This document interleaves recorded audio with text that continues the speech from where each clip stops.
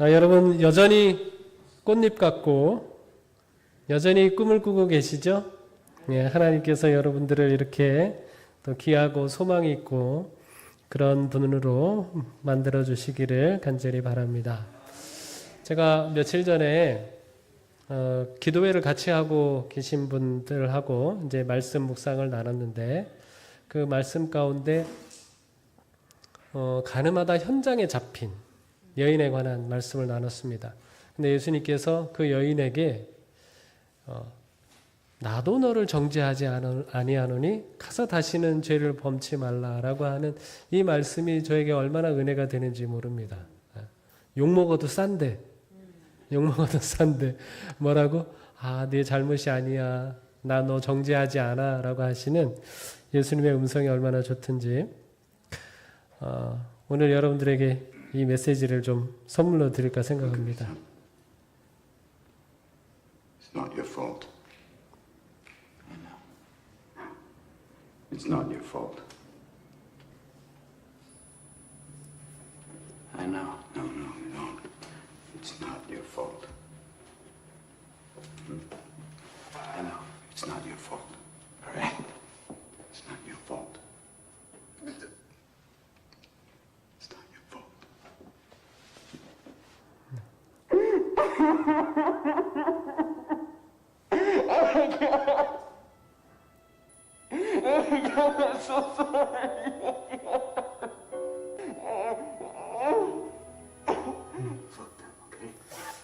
제가 이제 이 짧은 영상인데 보면서 정말 우리가 진짜 듣고 싶은 이야기가 저 이야기가 아닐까라고 하는 생각을 하게 됐습니다. 이렇게 인생을 살아가면서 저는 뭐 아빠로 또 목사로 살아가고 있지만 때로 이 자책감과 죄책감으로 괴로워할 때가 많은데 그런 나에게 다른 분도 아닌 예수님께서 너 잘못이 아니야 이제부터는 이렇게 말씀해 주신다면 얼마나 좋을까 생각을 하게 됐습니다. 그래서 오늘 이 안식일이 우리에게 주는 메시지 두 번째 시간으로 그대는 이제 잘못이 없습니다 라고 하는 주제로 말씀을 나누겠습니다. 제가 한 동화책을 봤는데요. 미안하고 고맙고 사랑해 라고 하는 이 책인데 이 책에는 이런 이야기가 나와 있습니다. 아빠하고 그린이라고 하는 아이하고 산책을 나갔어요. 달리기도 하고 무등도 태워주고 즐겁게 지내다가 이제 벤치에 앉아서 이야기를 나눴습니다. 아빠가 말했어요. 그린아, 아빠가 어제는 그린이한테 큰 소리 쳐서 미안해. 회사에서 안 좋은 일이 있어서 그랬어. 회사에서 안 좋은 일이 있었는데 왜 나한테 화내? 미안해. 아빠가 어른이 되려면 한참 멀었나 보다. 아빠는 어른이잖아. 그러게 미안해. 아이가 어떻게 했을까요? 이 아이가 아빠를 꼭 안아줍니다. 괜찮다는 거죠. 아빠도 아이를 안고 말을 해요. 미안하고 고맙고 사랑해. 이 아빠 좋은 아빠인가요? 이 아빠 진짜 어른인가요? 저는 이 짧은 이 동화책을 보면서 이게 우리의 사랑의 본질을 이야기하고 있는 것 같아요. 여러분 미안해 할 줄 모르는 사람이 있습니다. 그런 사람은요. 상대방에게 고마워할 줄도 몰라요. 결국 사랑이 되지 않죠. 저는 사랑의 관계의 기본은 용서라고 생각합니다. 미안해 할 줄 알고 또 그 미안한 것을 또 용서해 줄 줄 알고 덮어줄 줄 알고 그것 때문에 감사할 줄 아는 그것이 사랑의 기본이라고 생각이 듭니다. 오늘 기도하시는 집사님께서 울먹이면서 기도했는데 이렇게 교회에 오게 되면 어떤 분들은 굉장히 좀 이렇게 좋지 않은 감정을 갖습니다. 나는 그게 동감을 잘 못하는데 왜 기도하면서 우는 거야. 이런. 그리고 또 어떤 기도를 많이 하시는가 하면 우리가 뭐라고 그래요? 하나님께? 우리가 막 죄인이라고 막 이렇게 하는 게 썩 불편했어요. 저도 초등학교 때, 중학교 때까지는 그게 되게 불편했어요. 집사님들이 막 기도하시는데 막 높고 높은 하늘에 계신 우리 하나님, 낮고 천한 우리를, 이 죄인을 불쌍히 여겨주시옵소서. 내가 왜 불쌍해요? 네, 그런 생각이 들었는데 제가 이 믿음을 더욱 깨닫고 신앙에 대해서 더욱 알아가면서 내가 큰 죄인이라고 하는 사실을 동의할 수밖에 없습니다. 우리가 이제 죄에 대해서 생각을 하며 많은 분들이 도덕적인 것만을 생각을 하게 됩니다. 자, 그런데 우리 죄에 대해서 기본적인 성경의 관점은 뭐냐면 여기 모든 사람이 죄를 범하였음에 라고 할 때 이 범할 죄라고 하는 단어는 빗나갔다, 실패했다 라고 하는 뜻입니다. 다시 말하면 하나님께서 우리에게 가지고 계신 정말 고귀한 목적이 있는데 그 목적을 우리가 이루면서 살아요? 그렇지 못해요. 하나님이 우리를 영화롭게 할 만큼 그것을 우리가 성취하지 못하며 살아요. 그 상태를 죄라고 이야기하고 있습니다. 그리고 이제 마태복음 6장 12절에 보면 여기 우리가 우리에게 죄 지은 자를 사하여 준 것 같이 우리 죄를 사하여 주옵시고 라고 하는 이 단어는 빚을 지다라고 하는 의미를 가지고 있습니다. 빚을 졌다는 거예요. 예수님께서 한 번은 이 베드로하고 대화를 나누셨습니다. 베드로가 막 예수님께 뛰어와서 말하기를 예수님 저에게 잘못한 사람이 있으면 몇 번을 용서하면 좋을까요? 7번 용서하면 될까요? 그렇게 얘기했더니 예수님께서 뭐라고 답을 하셨어요? 장하다. 7번이나 용서해 주다니. 그렇게 답을 하셨어요? 아니요. 7번씩 70번이라도 용서해 줘야 된다라고 이야기하셨어요. 그게 가능합니까? 어떤 사람이 나한테 잘못을 했는데 7번씩 70번 여러분 용서할 수 있어요? 7번이라도 용서할 수 있습니까? 그게 쉬운 일이 아닙니다. 자, 그런데 예수님께서 왜 우리가 그렇도록 용서를 해줘야 될지 그 예를 들어서 설명을 하는데 채무 관계로 설명을 합니다. 우리 모두가 1만 달란트, 약 3조 원의 빚을 지고 있는 사람들이다. 그런데 너에게 100데나리온, 얼마에 1000만 원 정도 빚을 지고 있는 사람이다.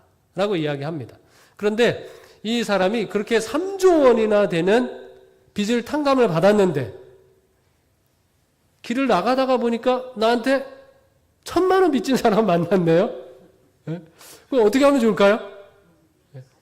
나는 지금 금방 얼마나 탕감을 받았는데 3조 원, 1000만 원, 3조 원에 비해서 1000만 원은 얼마나 돼요?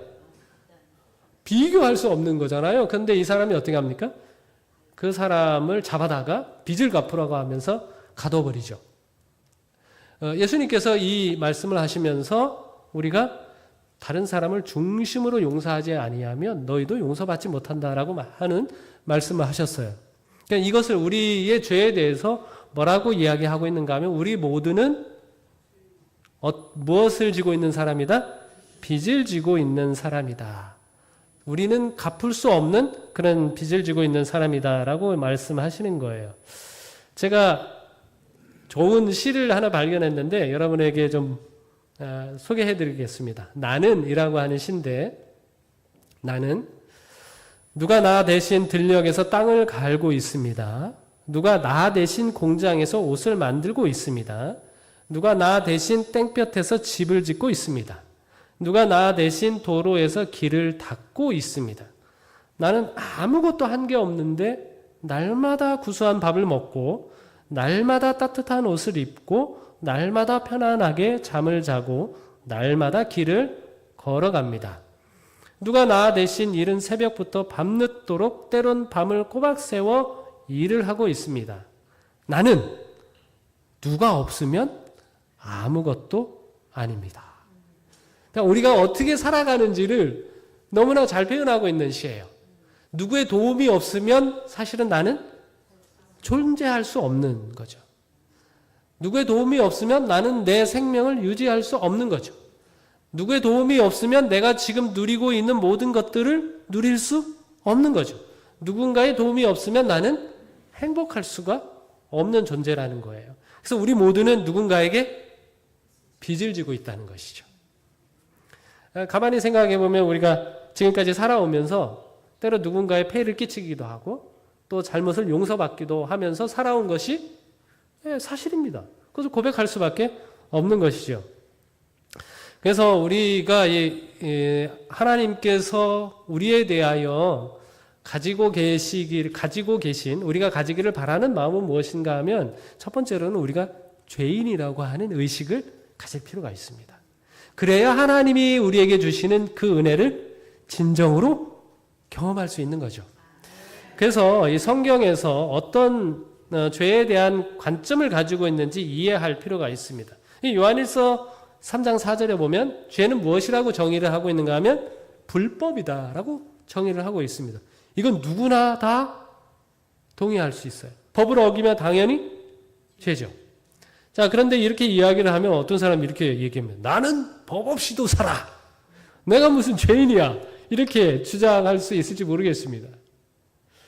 하지만 다음의 성경절들을 보세요. 다음의 성경절들을 보시면 요한일서 3장 15절에 보면 그 형제를 미워하는 것도 뭐라는 거예요? 살인하는 거래요. 내가 이 칼을 들어가지고 누구를 죽이지 않더라도 내가 누군가를 미워하면 똑같이 뭐라는 거예요? 살인한 것이나 이거나 똑같다고 이야기합니다. 그게 어떻게 똑같아요? 네? 내가 오늘도 말을 안 듣는 아이가 있었는데 말 잘 안 듣죠, 애들이. 그냥 한 대 그냥 저 받고 나와야 되는데 참고 나왔어요. 그런데 저 박은 거나 마음에 저놈을 그냥 때려야 되는데 하는 거나 어떻다는 거예요? 같다는 거예요. 이게 조금 이렇게 마음에 이렇게 납득은 잘 안 갑니다. 근데 여기에다가 야고보서 4장 17절에는 뭐라고 얘기하는가 하면 사람이 선을 행할 줄 알고도 행하지 아니하면 죄니라. 나쁜 짓을 안 하면 된다고 생각을 했는데 좋은 일도 안 하면 뭐라는 거예요? 그것도 죄라는 얘기입니다.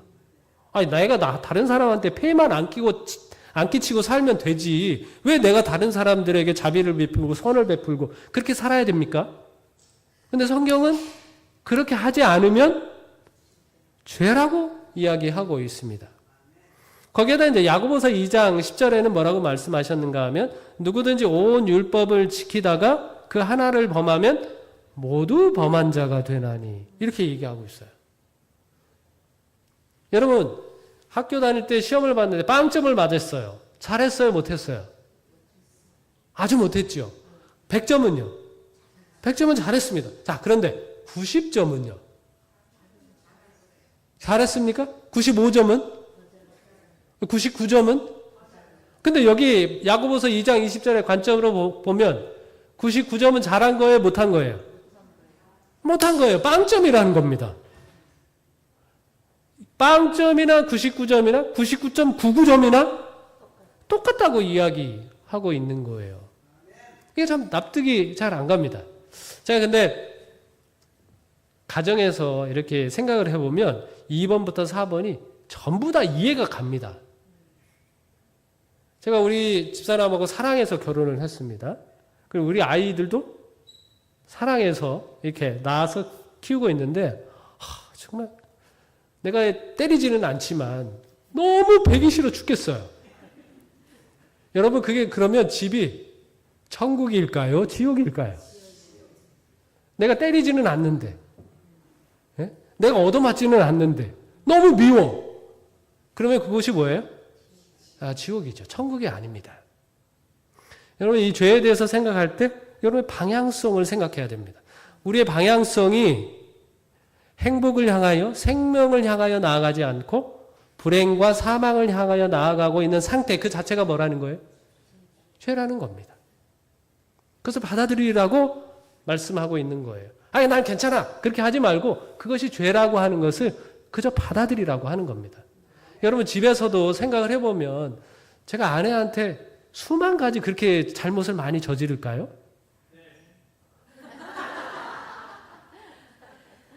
어떻게 하셨어요? 제가 아내한테 해주는 일 가운데 뭐 100가지가 있다면 그 중에 뭐 한두 가지 못 해주잖아요. 그러면 어때요? 그게 이제 서운한 겁니다. 제가 집사람한테 서운하게 생각하는 것도 그래요. 그래서 우리가 이제 결혼할 때 보면 처음부터 잘해주면 안 된다. 처음부터 잘해주면 그게 기본값이에요. 그렇죠? 평생 설거지 안 하다가 어쩌다 한번 설거지하면 칭찬을 듣는데 맨날 설거지 안 하다가 어쩌다 한번 안 해주면 이거 얼마나 이거 너는 왜 지금 안 했느냐, 왜 나는 바쁘고 힘들다 안 해주느냐 이런 소리 듣는 거 아닙니까? 이 성경의 이 죄에 대한 이 관점을 보면 우리의 행복을 깨뜨리는 것이 무엇인지 잘 설명을 해주고 있습니다. 그게 죄예요. 100가지를 잘하다가 한 가지를 잘해도 그것이 우리의 행복을 깨뜨리는 것이 되는 거거든요. 그래서 로마서 5장 6절로 3절에 보면 죄의 삭은 사망이라고 이렇게 이야기합니다. 성경이 우리에게 자신 있게 얘기해요. 죄인이 아니라고 주장할 사람 뭐로 증명하라는 거예요? 죽지 않는 거로 주장을 하라는 겁니다. 증명을 하라고. 네가 죽지 않으면 넌 죄인이 아니야. 이렇게 얘기하는 거죠, 성경이. 그럼 내가 죽을 수밖에 없다라고 하면 성경은 그냥 죄인이라고 하는 것을 받아들이라는 거예요. 저는 이게 감사합니다. 내가 지금 살아가고 있는 이 삶이 결코 완전한 만족을 주지 못해요. 이 상태를 그냥 죄라고 받아들이는 것이 얼마나 큰 복음인지 모릅니다. 왜? 거기서 하나님께서 뭐 해주실 거니까? 나를 건져주실 것이니까. 너 그냥 이 상태로 살아. 너 괜찮잖아. 이렇게 해주신다면 내가 얼마나 불행하겠습니까? 그리고 요한복음 16장 9절에는 그래서 죄에 대하여라 함은 그들이 나를 믿지 아니함이요라고 말하고 있습니다. 생명을 얻을 수 있는데 그저 이렇게 사망의 상태로 있는 것. 하나님의 도움을 얼마든지 받을 수 있는데 그 도움을 거절하고 있는 그 상태를 우리 하나님께서는 죄라고 이야기하고 있는 것입니다. 그래서 이러한 성경의 관점을 보면 아직도 이렇게 주장하실 거예요? 이렇게 주장할 수가 없습니다. 그렇죠? 우리 모두는 사실은 법 없이도 살 사람처럼 다 살아가지만 같이 모아놓고 살면은요 어때요? 제 아내는 법 없이도 살 만한 사람일까요? 저는요 법 없이도 살 만한. 둘이 같이 살면 막 행복하기만 할까요? 어떻게 그렇게 잘 알아요 우리 집을? 네. 그런 사람, 법 없이도 살만한 사람들이 사는데 눈물이 있고 슬픔이 있고 아픔이 있고 스트레스가 있고 고통이 있는 것입니다. 그래서 저는 이 죄 가운데서 나를 구원해 주실 분이 정말 필요하다는 것을 인정할 수밖에 없습니다. 자, 그런데 우리가 이제 안식일을 지켜야 할 이유에 대해서 성경이 설명을 하고 있는데 출애굽기 20장 8절로 11절과 신명기 5장 12절로 15절에 있는 말씀은 저 작은 글씨로 되어 있는 부분은 내용이 거의 비슷합니다. 자, 그런데 저기 큰 글씨로 되어 있는 부분은 달라요. 자, 출애굽기 20장 8절로 11절 어저께 살펴봤을 때는 하나님께서 왜 우리 보고 안식일을 지키라고 말씀하시는가 하면 내가 이 천지를 다 만들었다라고 이야기하십니다. 자, 그런데 신명기 5장 12절로 15절에 보면 여기 15절에 있는 큰 글씨를 좀 읽겠습니다.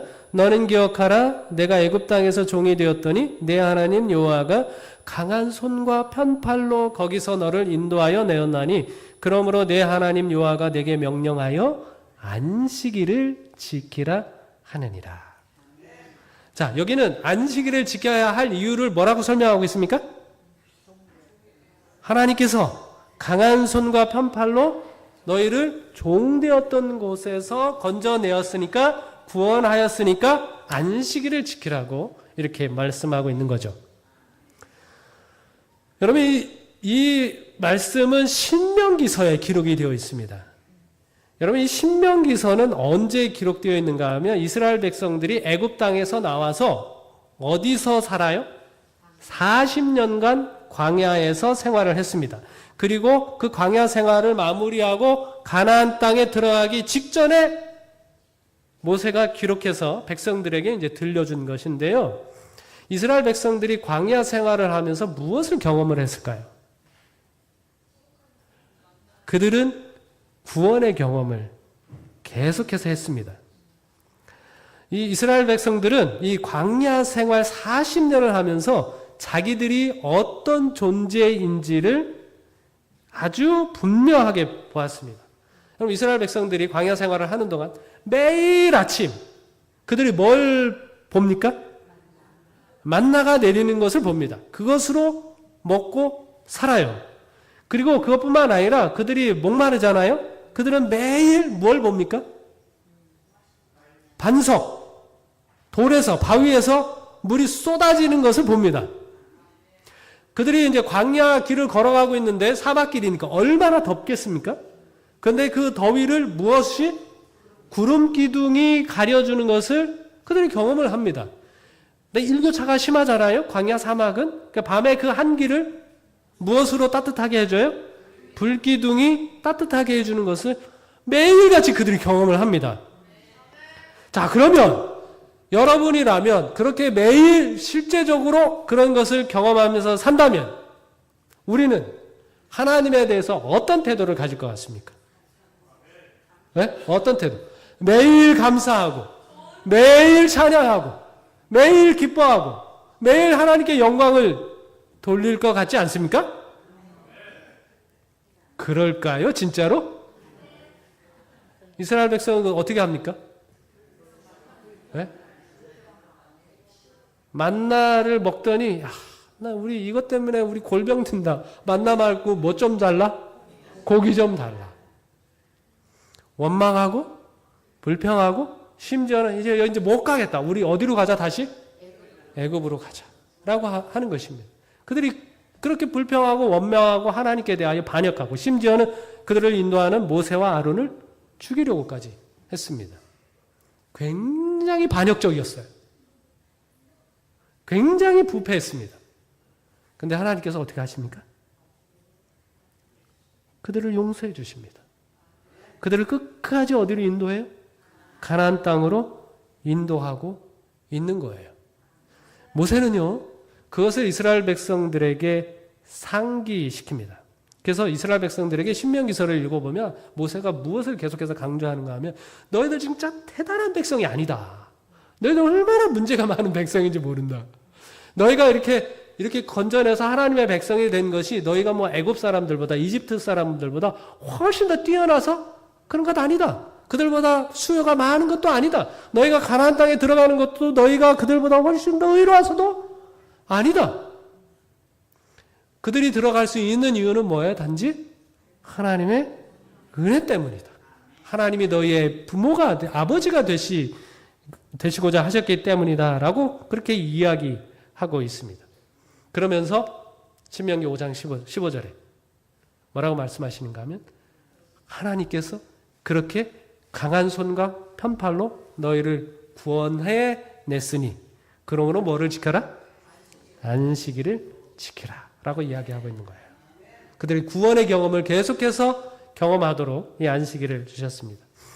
여러분, 이 전도서에 보면 하나님이 때를 따라서 세상을 아름답게 하시고 통치해 나가신다라고 하는 말씀을 보게 되는데요.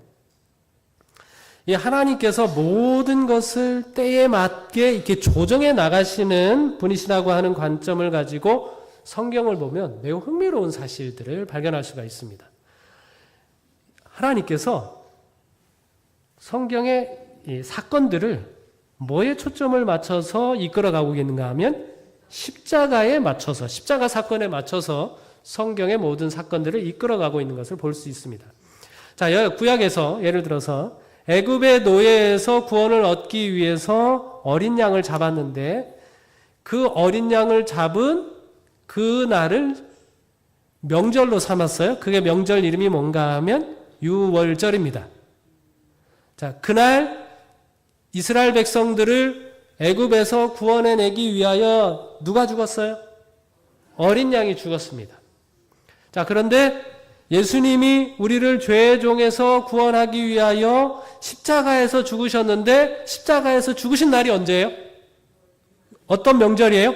저 유월절입니다. 자, 그리고 이스라엘 백성들이 이제 성막을 지은 다음에 매일같이 제사를 드립니다. 번제를 드려요.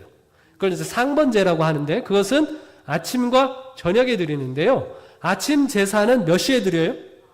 오전 9시경에 드립니다.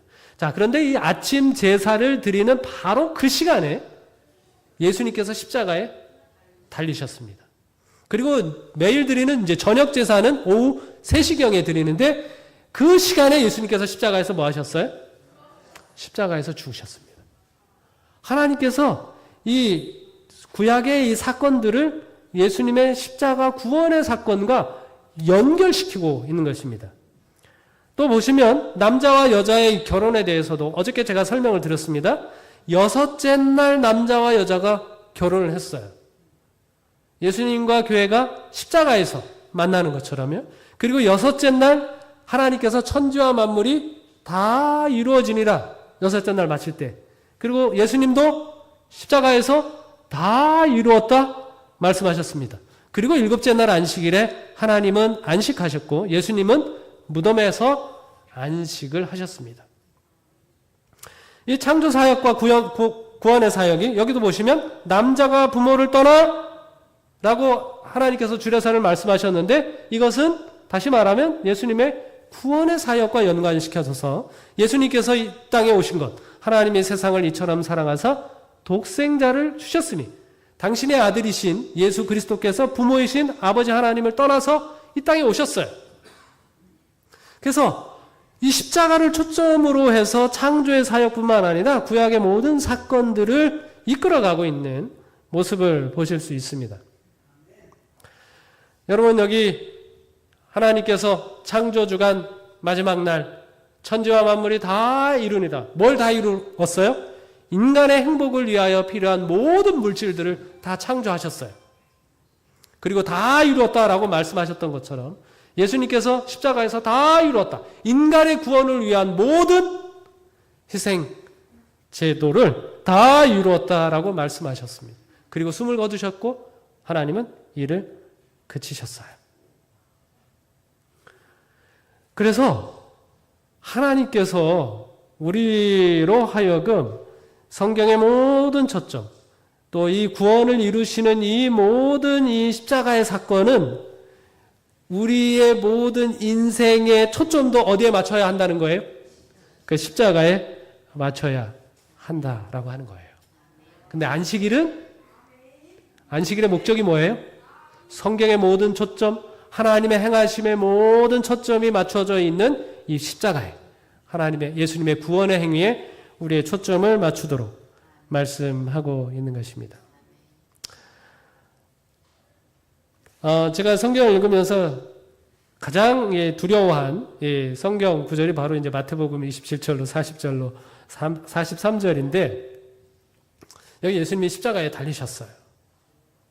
예수님이 십자가에 달리셨는데 예수님을 향해서 사람들이 뭐라고 얘기합니까? 내가 만일 하나님의 아들이여든 자기를 구원하고 십자가에서 내려오라. 지금 십자가에서 내려올지어다. 그리하면 우리가 믿겠노라. 이렇게 이야기합니다. 이 장면은 정말 이게 살이 떨리는 장면입니다. 예수님이 공생애 하시는 동안 3번 사람을 살렸습니다.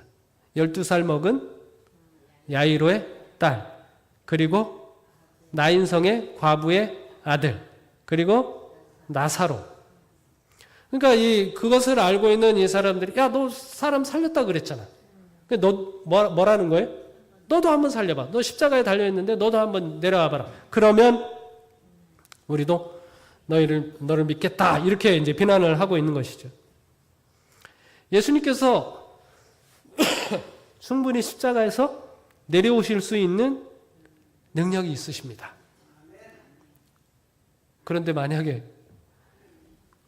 예수님께서 이제 내 진짜 도저히 못 참겠다 진짜. 너희를 위해서는 이것까지는 정말 못하겠다 하면서 십자가에서 내려오셨더라면 어떻게 할 뻔했습니까? 예? 거기에다가 이제 사람 막 내려오기만 하면 믿는다고 하잖아요. 내가 내려가면 너희가 믿는다고 하니까 그래 고맙다 내가 내려갈게 하고 내려왔더라면 어떻게 할 뻔했어요? 인류의 구원은 없는 것입니다. 근데 예수님께서 이 모든 것을 참으시고 그분 끝까지 희생하시면서 우리의 구원을 위하여 그분의 목숨을 버리신 것입니다. 예수님께서 십자가에서 희생하신 것을 다시 한번 좀 깊이 생각을 해보면 예수님이 십자가로 가시기 전에 겟세마네 동산에서 기도했는데요. 기도하면서 땀이 흘러요. 땀이 흐르는데 그 땀에 뭐가 섞여서 떨어집니까? 피가 떨어집니다. 우리가 극심한 스트레스를 받으면 고민하면 그 모세혈관이 터져서 그 피가 땀과 섞여서 바깥으로 나오게 되는 것이죠. 예수님께서 극심한 정신적 고통을 겪으셨습니다. 그래서 예수님께서 그 겟세마네 동산으로 가시면서 제자들에게 뭐라고 말씀하셨는가 하면 나를 위해서 여기 깨어 있으라. 내가 고민하여 죽게 되었다. 이렇게 말씀하셨습니다. 그렇게 밤새도록 기도하셨어요. 그런 다음에 그 새벽에 여기저기 재판을 받으십니다. 그리고 아침에 로마 병사들에 의하여 태형을 당하게 됩니다. 여러분, 이 로마의 태형은 무시무시한 잔인한 형벌입니다. 보통 39개의 가닥으로 이루어져 있는데요. 그 채찍은 가죽으로 되어 있고 그 안에 쇠구슬이 있습니다. 그래서 이게 쇠구슬로 치면 살이 멍들죠. 찢어지고요. 그리고 그것을 근육 조직을 이렇게 벌리는 그런 역할을 합니다. 상처난 곳이 벌어지고 그리고 그 채찍 끝에는 날카로운 뼈 조각이 박혀 있어서 채찍질을 하면 살이 심하게 찢겨 나갑니다. 그냥 상처를 입은 정도가 아닙니다. 그래서 시대의 소망에는 뭐라고 표현했는가 하면 등에는 뭐가 파져 있다고요? 골이 파져 있다고. 태형을 맞은 사람들은 막 살점이 너덜너덜 이렇게 한다고 이야기하고 있습니다. 뼈가 드러나기도 하고요. 그런 고통을 참아내셨습니다. 그리고 십자가에 달리셨어요. 그 십자가에 못을 박히셨습니다. 양손과 발에 있는 주 신경들이 끊기는 고통을 겪으셨습니다. 여러분, 신경이 끊기는 것이 얼마나 고통스러운지 아시죠? 우리가 치과병원에 가면 조금 비슷하게 경험을 합니다. 다른 치료는 괜찮은데 뭐는 못하겠어요? 신경치료는 못하겠어요. 신경치료. 신경이 끊어지게 됐습니다. 그리고 십자가 위에서 숨을 쉴 때마다 그 골이 패여진 이 등과 거친 나무 기둥이 막 부딪힐 때 그게 얼마나 고통스럽겠습니까? 숨을 내쉴 수가 없으니까 이산화탄소가 과잉이 돼가지고 근육에서 막 경련이 일어나요. 쉼을 쉬기 위해 발을 밀어 올리고 팔꿈치를 구부리는 동작을 하게 되면 계속해서 신경이 어떻게 됩니까? 손상이 되게 되는 것이죠. 호흡을 할 때마다 극심한 고통, 그 질식을 경험하는 그런 상황이 되는 것입니다. 그런데 그 상황에서 한편 강도가 예수여 당신의 나라에 임하실 때에 나를 기억하소서라고 하는 간청을 하게 됩니다. 이 간청을 들었을 때 여러분이라면 어떻게 반응하실 것 같습니까? 저는 압니다. 저는 제가 어떻게 반응할지 압니다. 제가 아이들 키울 때 잘 놀아주기도 하는데 그 아픈 날이 있잖아요. 내가 아파요. 아픈데도 얘들은 내가 아픈 줄 잘 몰라. 그래서 막 와서 아빠 놀아줘 그러면 제가 어떻게 했을까요? 사랑하는 내 아들아, 사랑하는 내 딸아, 내가 아픈데도 너희들은 나하고 놀자고 청해 주니 정말 고맙구나 라고 하면서 따뜻하게 대했을까요? 아니. 내가 아프니까 안 아플 때는 잘 이렇게 놀아주다가도 내가 아프니까 가봐. 누구하고 놀아? 엄마하고 놀아. 그렇게 얘기합니다. 예수님께서 이 십자가의 고통 속에서 어떻게 반응을 하셨을까요? 저는 이 순간이 온 우주의 시계가 저 얼어붙는 순간이라고 생각이 됩니다. 과연 저 십자가의 고통 속에 계신 예수님께서 뭐라고 말씀을 하실까? 시대 소망에도 보면 모든 사람이 주목이 거기에 이끌렸고 모든 일들이 다 멈추어지고 조용해지고 숨을 죽이고 뭐만 기다려요? 예수님의 입술에서 나오는 대답을 기다리고 있습니다. 그때 예수님께서 뭐라고 말씀하셨습니까? 오늘 내가 나와 함께 낙원에 있으리라. 얼마나 놀라운 은혜로운 말씀인지 모릅니다. 예수여 당신의 나라에 임하실 때 나를 기억하소서라고 하는 이 강도의 울부짖음에 예수님은 그 말을 듣자 자신의 고통을 잊으셨습니다. 그리고 그 자리에서 즉시 그의 죄가 용서되었고 그가 당신과 더불어 천국에 거할 수 있게 되었다고 말씀해 주십니다.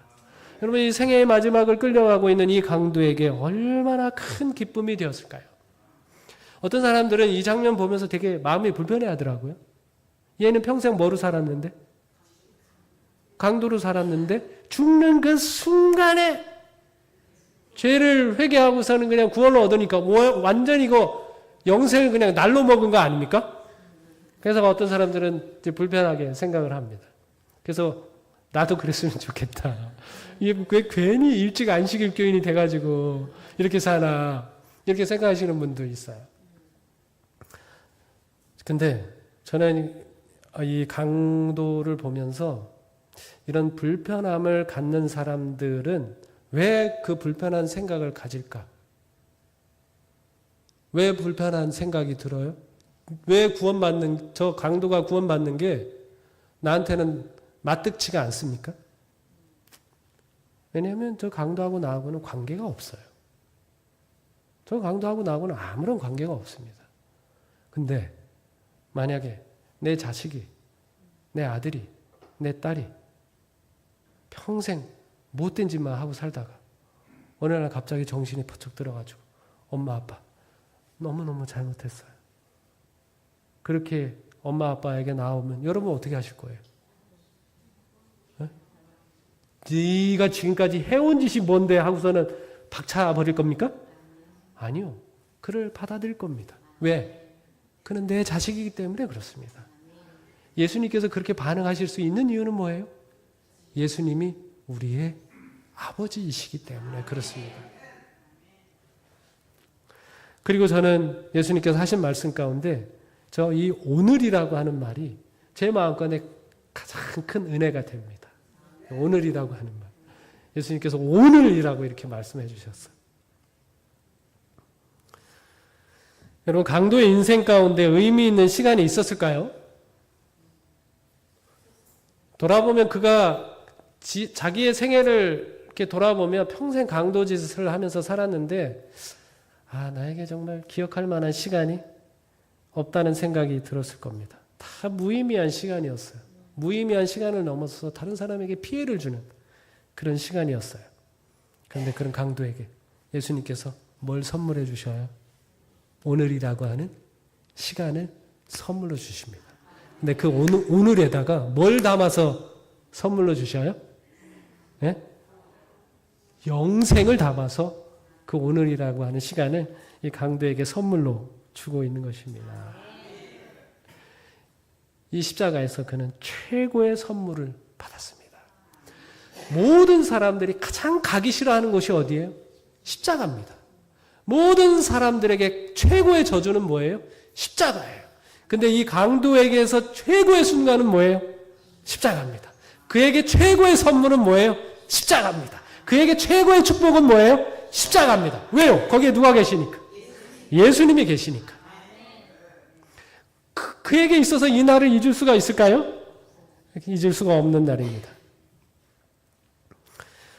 여기 천연기에 숨겨진 진리 196쪽에 보면 이렇게 말씀하고 있습니다. 한 영혼의 가치를 누가 능히 평가할 수 있겠는가? 한 명의 죄인을 위해서라도 그리스도께서 당신의 목숨을 버리셨을 것이라는 사실을 기억하면서 십자가에 가까이 나아간다면 거기서 그들은 한 영혼의 가치를 평가할 수 있을 것이다. 이 한 사람을 용서하시고 구원하기 위하여 예수께서 얼마나 큰 희생을 치르셨습니까? 어쩌면 예수님께서 그 십자가에 가신 목적이 뭐예요? 이 한 사람 만나기 위해서. 십자가 주변에서 모든 사람이 다 예수님을 버렸습니다. 그런데 누구만? 이 한 사람, 강도 한 사람만 예수님을 믿음으로 받아들이고 예수님의 구원을 얻은 것이죠. 그래서 여러분, 제가 십자가를 생각을 하면서 이 안식일이 정말 의미 있는 안식일이다라고 하는 생각을 하게 됐습니다. 여러분, 우주의 시간이 언제 창조되었는지는 잘 모르겠어요. 그런데 우주의 시간이 창조된 이후로 하나님과 예수 그리스도의 사랑의 관계가 깨어진 적이 있었을까요? 깨어진 적이 없습니다. 예수님이 왜 십자가에서 죽으셨어요? 무엇 때문에? 인간 때문에? 인간의 그 십자가에 못 박는 그 잔혹함 때문에 예수님께서 십자가에서 죽으셨나요? 아니요. 예수님 인류의 모든 죄를 예수님에게 지우시고 하나님께서 율법의 모든 저주를 쏟아 부으셔서 그 죄짐에 눌려서 예수님의 심장이 터져서 죽으셨습니다. 예수님을 십자가에서 죽게 하신 것은 누구예요? 하나님 아버지입니다. 우리를 위하여. 우주에 그런 적이 있어요? 그런 적이 없습니다. 그렇게 하신 이유가 뭐예요? 우리를 위하여 그렇게 하셨습니다. 그리고 안식일, 존재의 근원이신 예수님께서 존재하지 않는 무존재로 돌아가신 그날이 언제예요? 저 안식일입니다. 저 안식일 속에는 우리를 위하여 치르신 하나님의 예수 그리스도의 놀라운 희생이 담겨져 있습니다. 하나님의 놀라운 희생을 담보로 해서 우리의 죄가 용서되었다고 하는 사실입니다. 안식일에 하나님께서 우리를 향하여 외치는 소리는 무엇이에요? 너희를 위하여 하늘이 무한한 희생을 치르고 너희 죄를 용서하고 너희로 하여금 구원을 얻도록 하셨다고 하는 것이 하나님께서 우리를 향하여 외치시는 음성이라고 하는 사실입니다. 주는 나의 피난처라고 하는 책을 쓴 코리텐 붐 여사의 이야기를 말씀을 드리겠습니다. 2차 세계대전 당시에 네덜란드 분이신데요. 집에 유대인을 숨겨줬어요. 그러다가 독일군에게 발각이 됐습니다. 강제 수용소로 옮겨졌어요. 부모님과 언니 같이 끌려갔는데 가혹한 고문을 이기지 못해서 수용소에서 죽었습니다. 한겨울 이른 새벽에 여자 포로들을 나체로 바깥에 서 있게 하고 먹을 것도 주지 않고 갖은 횡포를 다해서 괴롭히고, 그래서 거기 사촌 언니도 있었는데 사촌 언니 배 씨가 강간을 당하고 견디지 못해서 끝내 수용소에서 죽었습니다. 그런데 이 코리텐 분만 구사일생으로 살아서 고국으로 돌아왔습니다. 그 후 이 여사가 신학을 공부하고 주의 종이 되었습니다. 그의 경험을 살려서 그의 복음을 네덜란드 곳곳에 전했어요. 얼마나 많은 사람들이 그 기별을 듣고 회개하고 돌아왔는지, 위로를 받았는지 모릅니다. 자, 그런데 하나님께서 그의 마음 가운데 말씀하신 거예요. 그 음성이 들려옵니다. 코리텐, 독일은 전쟁을 일으킨 민족이기 때문에 지금 큰 상처를 입고 있다. 그들에게 가서 복음을 증거하라. 그 음성이 들려오는데 가고 싶었을까요? 너무 가기 싫었어요. 하나님, 거기만은, 독일만은 못 갑니다. 그것만은 빼주십시오. 독일 사람이 우리 부모님도 죽이고 언니도 죽이고 강제 수용소에서 나에게 얼마나 치욕적이고 그런 잔혹한 고문을 했는지 모릅니다. 그렇게 하나님께 반항을 하면서 기도했습니다. 근데 예수님께서 하시는 말씀이 들려요. 사랑하는 딸아, 내가 나를 저주하고 욕하고 등진 사람들을 위해서 십자가를 진 것을 기억하라. 내가 내 딸이면 독일 사람에게 가서 복음을 전하라. 그 음성이 너무나 강하게 들려와서 이 코리테는 하나님의 음성에 순종하기로 합니다. 그리고 독일로 갔어요. 독일에서 이제 복음을 전하기 시작합니다. 독일 사람에게 그런 모진 고문을 다 받고 그런 치욕을 받은 이 사람이 와서 복음을 전하니까 얼마나 많은 사람들이 은혜를 받는지 모릅니다. 어느 한 장소에서 그가 증거하고 이제 설교단에서 내려와가지고 사람들과 인사를 나누게 되었습니다. 한 사람 한 사람씩 인사를 나눴는데 저 앞에서 중절모를 쓴 한 남자를 보게 됐는데 그 순간 심장이 멎었습니다. 온몸에 피가 거꾸로 흐르는 것을 느꼈습니다. 누군가 하면 그 수용소에서 자기 부모님과 언니, 배씨, 자신을 그토록 괴롭혔던 소장이 걸어오고 있는 거예요. 자기는 알아보는데 소장은 알아볼까요? 못 알아보고 중절모를 쓰고 고개를 숙이면서 그 앞에 다가오고 있는 거예요. 어떻게 하면 좋을까요? 인사를 해야 되는데 인사를 할 수 있어요? 할 수 없죠. 코리텐이 이제 예수님에게 막 기도합니다. 예수님, 저는 하늘에서 진노의 벼락이 내려 이 사람을 때리기 전에는 용서할 수 없습니다. 저를 도와주십시오. 저는 도저히 이 사람만은 용서할 수 없습니다. 예수님, 저를 이해해 주십시오. 그렇게 기도합니다. 근데 저 사람이 그것도 모르고 막 계속 다가오는 거예요. 비켜가면 좋겠는데. 예수님께서 이 코리텐에게 뭐라고 얘기했을까요? 예수님의 음성이 그에게 들려옵니다. 십자가에서 나를 못 박고 죽이고 침뱉으며 채찍으로 때리고 조롱하며 가시관을 씌워서 나를 괴롭히는 사람들을 내가 용서했지 않느냐. 너도 용서해 주어라. 그 음성을 듣고 하나님 앞에 간절히 기도했는데요. 그 마음 가운데 성령의 능력이 임한 겁니다. 여사가 그 사람의 손을 잡았습니다. 그리고 무거운 입을 열어서 그에게 이렇게 말했습니다. 내가 당신을 용서합니다. 내가 당신을 예수님의 이름으로 용서를 합니다. 예수님께서 나에게 그런 마음을 주셨습니다. 그리고 그를 끌어안을 때 정말 그동안에 가졌던 그 모든 원한이 눈 녹듯 녹아내리면서 그를 안고 하나님이 주시는 기쁨과 용서와 은혜를 나눌 수 있었습니다. 제가 한 노래를 좀 소개해 드리도록 하겠습니다.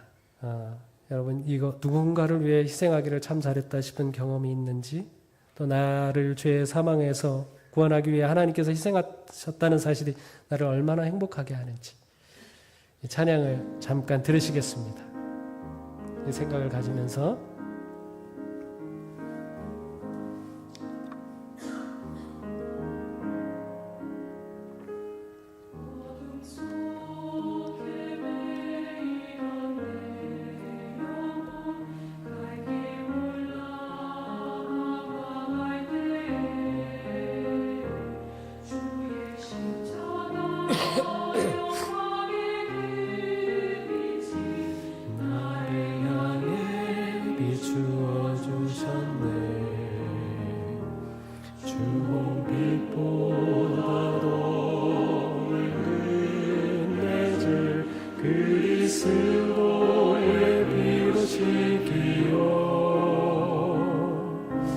완전한 사랑 주님의 은혜로 새 생명 주게 얻었네.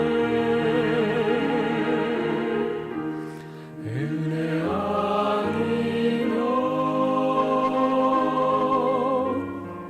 나서지 못하네. 십자가의 그 사랑 능력 아니면 나서지 못하네. 은혜 아니면